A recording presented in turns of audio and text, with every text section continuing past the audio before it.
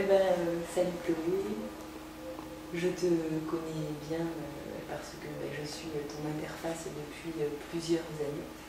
Donc aujourd'hui, on se fait filmer toutes les deux pour discuter un peu de toi, de ta vie, de ta surdité, comment ça se passe, comment tu te sens. Voilà. Je sais pas, tu veux peut-être te présenter, dire quelques mots? Je m'appelle Chloé Noirclair, j'ai 13 ans, je suis en 5e au collège de Villeneuve. J'habite à Catherine.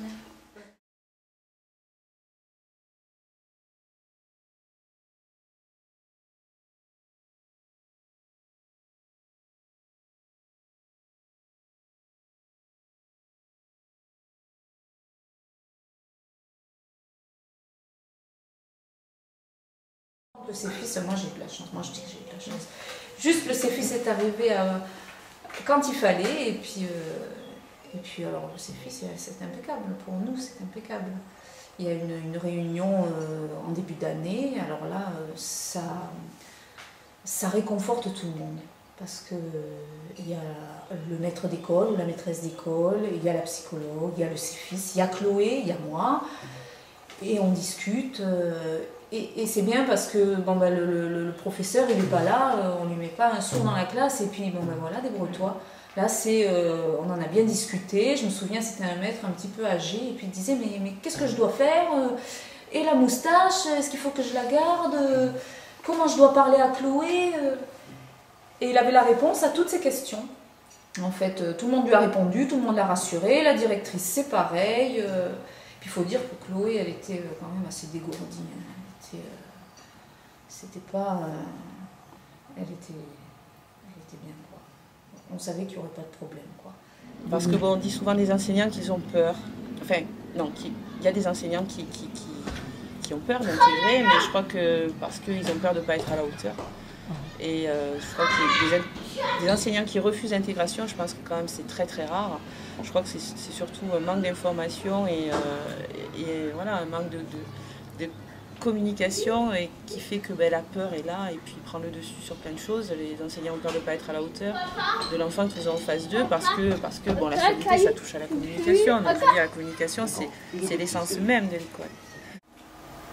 Par exemple, s'il y a une preuve qui dicte, il y a quelques preuves qu'il faut très attention à moi, je vais mettre devant moi. Ah, ouais. Je parle bien, là c'est tout bien. D'accord. Pour que je reprenne mieux. Pour que tu comprennes mieux. D'accord. Et puis, malgré toutes les aides qu'on peut apporter, il y a aussi la question de l'enfant. Parce qu'on parle beaucoup de droit à la différence, mais un enfant sourd et un enfant en situation de handicap, peu importe lequel, il a aussi droit à la ressemblance.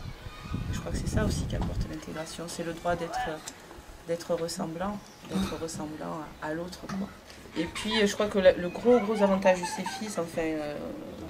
c'est la possibilité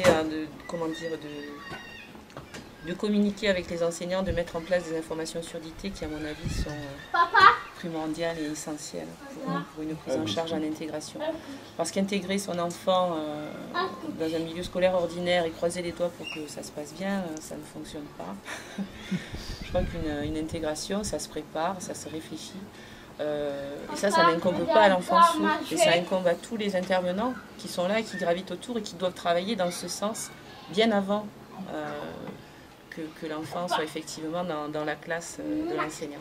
Donc tout ça c'est un travail en réseau, hein.